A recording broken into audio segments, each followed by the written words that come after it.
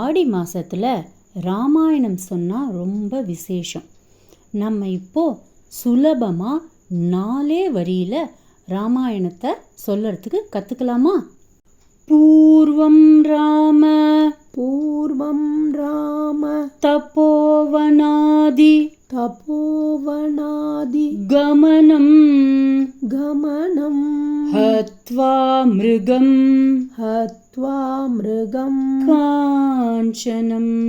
காஞ்சனம் வைதேஹி ஹரணம் ஜட்டாயுமரணம் சுக்ரீவ சம்பாஷணம் வாலி நிர்தலனம்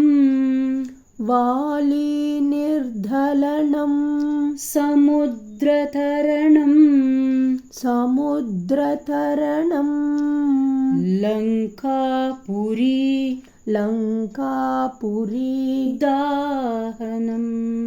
தாஹனம் பశ్చాத்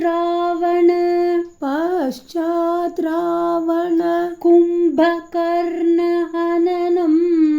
கும்பகர்ணஹனனம் ஏதத்ஹி ராமாயணம்.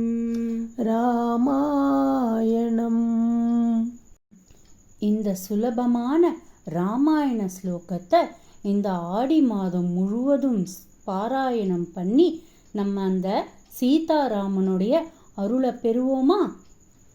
வாழ்க வளமுடன்.